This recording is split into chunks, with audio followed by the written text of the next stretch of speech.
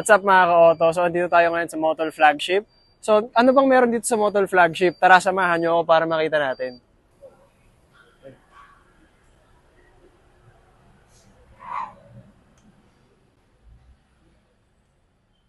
Hi, sir. Hi sir, good afternoon po. Hello, Carlo po from Auto Culture. Sino po sila, sir? Randall po, service advisor ng Motor Flagship. So, sir, dito po sa Motul Flagship, gusto lang po sana namin makita kung anong meron dito. Pwede niyo po ba kami i-tour? Yes sir. Tara, let's go. Sir. So yung mga ka-auto, so kasama natin si Sir Randall Manalang na service advisor dito sa Motul Flagship at siya ang kasama natin na magtutour ngayon. Tara, let's go. Bali, mag-start tayo sir dito sa detailing namin. Auto detailing. Yung auto detailing namin, dito ginagawa yung wrapping, yung mga interior and exterior detailing po ng mga sasakyan natin. Hindi lang po mga sports car, pati mga ordinary car po, ginagawa po namin dito. And next tayo sir sa po namin sa service area. Yung mga service, general job, mga PMS services, dito po namin ginagawa. Dito rin po yung wheel alignment machine po namin. Makikita nyo po dito po, gine-change oil po yung sasakyan, dito po ginagawa lahat sir. Pati yung mga repair. Papakita ko naman po sa inyo yung aming machine shop. Meron din palang sariling machine shop si Motul Flagship. Yes sir, meron po din kami dito na mga machine shop. Diba, ito po yung machine shop area po namin. Siya po si Sir Carlo. Sir Carlo po ang manager po namin dito sa machine shop. Hi, Sir. Carlo po, Auto Culture. Yes sir. Good afternoon. Ayun po, siya po ang namamahala po dito sa buong machine shop po namin. So, sir, dito sa machine shop, dito po ginagawa yung mga engine blocks and gano'n. Modification, reconditioning ng engine. So, let's say, cylinder head, valve setting, resurfacing, port and polish, yan. Dito ginagawa. Kung gusto niyo sir, next tayo dito nga lang, maingay nga lang sa dyno service namin. Okay lang. Gusto niyo po masilip sir, pwede nating silipin. Silip tayo sa dahil. Dito po chinutune, dinadyno lahat po ng mga kahit sa sasakyan, mga pa-ordinary or mga pa-race car. Pasok po tayo. Dito po dinadyno yung mga sasakyan.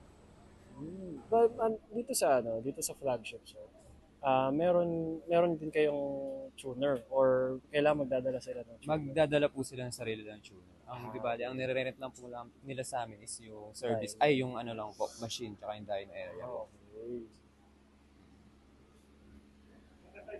Ito boss, itong mga sasakyan na nandito, kanino itong mga to? Di bali, may iba't ibang personality po yung mga may-ari dito na customer. Mga pinapa-detailing po, yung iba naman po, pinapa-PMS po. Okay. Po. Ito sir, itong Ferrari, kanino to? Ito po sa client po namin to na di ko po yung client namin na to eh. Ayun po yung yung SLS. Yung SLS po sir, kay Angie King po yan. Kung wow. kilala niyo po, opo. Kay Miss Angie pala yung SLS eh. Ang ganda naman ito. Ito po kay Boss Charlie. Ito yung may-ari po nung Motul Flagship po. Ito itong Integra, pati ba itong Yes sir, yes sir. Okay. Honda boy pala si Boss Charlie. Yes sir. Okay, ba saan tayo next? Dito naman tayo sir sa second floor para makita nyo po kung ano po yung mga facilities na Bali, sir, dito po yung storage room namin. Dito natin makikita yung mga iba't ibang klase ng langis na binibenta namin. Okay. At ginagamit sa services. Pati filters meron din. Yes sir, pati filters po meron po kami. Ito boss, itong mga tires na to, kayo rin ang may handle na to? Yes sir, di bali yung partnership namin sa Yokohama yung tires. Kami rin po isa sa mga dealer nila. Wow. Nagbebenta rin po kami ng iba't ibang tires. Yan po, Kung gusto nyo bumili, naka 30% off po kami ngayon. Kung 4 po yung kukunin nyo sa lahat na klase ng tires namin. Ayun. So mga kauto, narinig nyo, 30% off sa tires pag bumili ka ng 4. 4. Sir, teka lang, curious lang ako.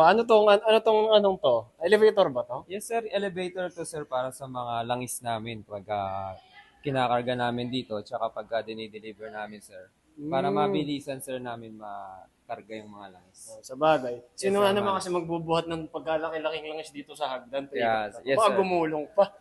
Yes, sir. Eto sir, ano po meron dito sa ano? Di bali, sir, ito naman yung conference room namin, tsaka yung office ni Boss Charlie. Itong medyo dark tint, Yes, yung kay sir. Boss Charlie. Tara, sir, pasok tayo para makita niyo.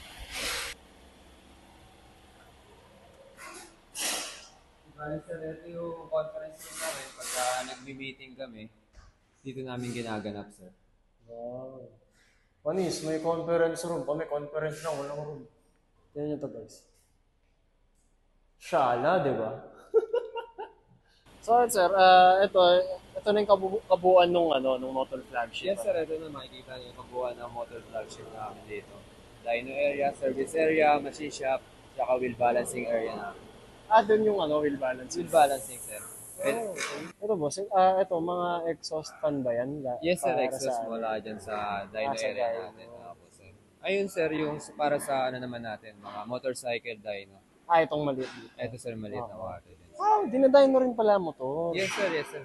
Akala ko Yes, kotse mga ba? big bike. Mga Yan, big bike, sir. Ayos din. Paglaki ko, gagawa ako ng gantong shop.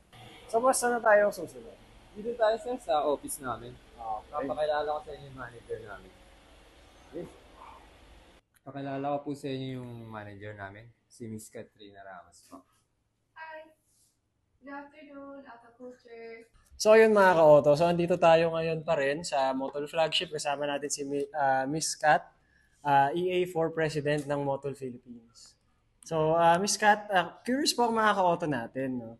Kailan po ba nag-start ng Motul Flagship? Actually, we started just this year. I think nag-start mag-operate yung dyno namin. Yun pa lang yung department na open that time, around mga February 2023.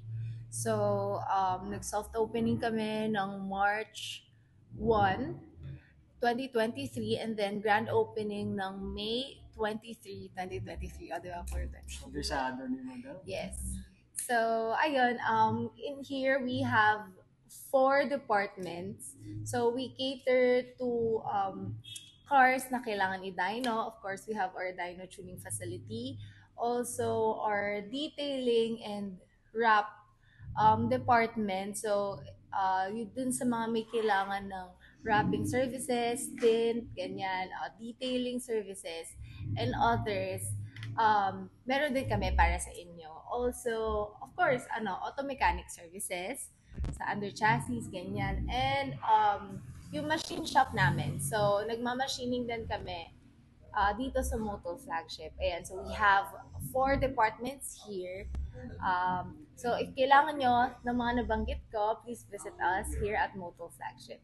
We're open from 9 a.m. to 6 p.m. from Mondays to Saturdays. So yun mga ka-auto, alam nyo na kung saan to, alam nyo na rin kung anong oras sila open. So baka pumunta kayo ng linggo, wag ganun.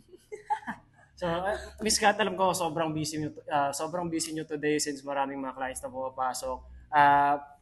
Promote na lang natin si Motul Flagship.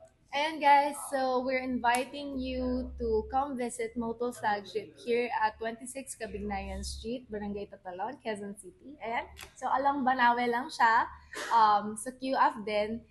Visit us if you have any machine shop needs, auto mechanic services needs, detailing or wrap or tin services needs, and of course, pag magpapadino kayo, just let us know. You can message us sa Facebook page namin na Motul Flagship PH, and or call us through the phone numbers there.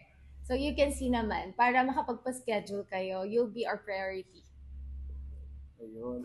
So yun mga ka-auto, nakita natin ang Motul Flagship dito sa Banawe. And once again, this is Carlo from Auto Culture. I'll see you guys around. Bye-bye!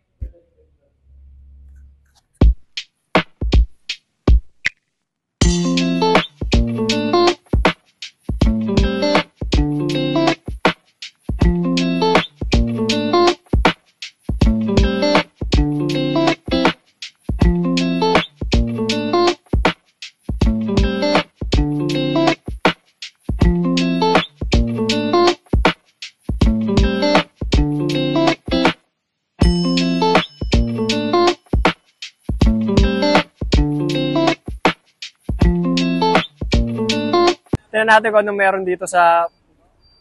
Wait lang, nablanko ko, boss. Busog ka kasi ng mga inasal ka. Nabusog sa mga inasal. Yan na, Okay. 1, 2, 3. Ano to? Elevator ba to? Yes sir, di bali dito yung mga pag kinakarga tsaka ina-unload din kinakarga namin yung mga ulit nga. Pinagpawisan si Boss Randall eh. Ito yung, dito siya nahirapan sa elevator.